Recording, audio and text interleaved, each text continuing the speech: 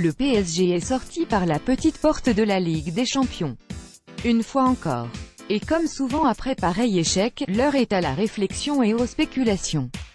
Certains cadres vont-ils vouloir partir, d'autres seront-ils sacrifiés sur l'autel du fair play financier? L'équipe va-t-elle être transformée dans ses grandes largeurs?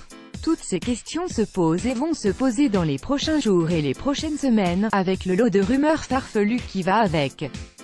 Si le sort d'Unai Emery est déjà scellé, d'autres cas vont cristalliser l'attention. Devenu cette saison le meilleur buteur de l'histoire du PSG, Edinson Cavani semblait à première vue à l'abri de ces interrogations, lui qui possède un énorme contrat jusqu'en 2020 et réalise une saison très convenable statistiquement parlant, déjà 33 buts, même s'il est passé à côté de ses 2 matchs face au Real Madrid. Mais selon le Parisien, l'Uruguayen songerait à quitter Paris. La raison, sa relation avec Neymar et son statut, à ses yeux, de faire valoir du Brésilien. Il ne se sent plus à la maison, enfin débarrassé de l'ombre de Zlatan Ibrahimovic, l'Uruguayen vivrait mal sa cohabitation avec l'ancienne star du Barça, tant en dehors que sur le terrain. Une théorie déjà avancée depuis plusieurs mois dans la presse et renforcée forcément par le fameux épisode du Penalty Gate, ainsi que son retour tardif de vacances, qui l'aurait éloigné de certains coéquipiers, brésiliens notamment. Il ne se sent plus à la maison, aurait même confié un proche d'El Matador aux Parisiens. Une petite phrase que le quotidien régional avait déjà rapportée le 19 janvier dernier. Ce jour-là, le Corriere dello Sport, un quotidien italien, faisait sa une sur Cavani et l'intérêt supposé de la Juventus.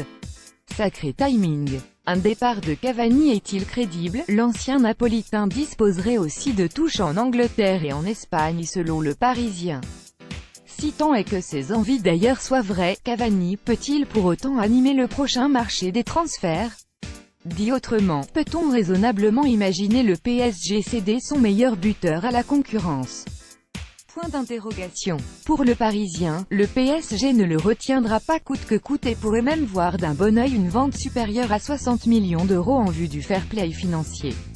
Problème dans cette hypothèse, il faudrait en dépenser au moins l'équivalent, si ce n'est beaucoup plus pour lui trouver un successeur digne de ce nom. Les Agüero, Lewandowski ou autres Icardi, des noms souvent associés à Paris, ne se négocieront pas à moins de 100 millions l'été prochain. Vidéo, un bras de fer PSG Real pour une vedette à 160 millions d'euros. Si Kylian Mbappé peut aussi évoluer dans l'axe, un avant-centre supplémentaire sera forcément nécessaire au PSG en cas de vente de Cavani. L'argument du fair play financier ne semble donc pas tenir la route. En revanche, si le PSG est convaincu qu'il lui faut un avant-centre plus talentueux que Cavani, il y en a, et plus Neymar compatible, tant footballistiquement qu'humainement, tout est alors envisageable.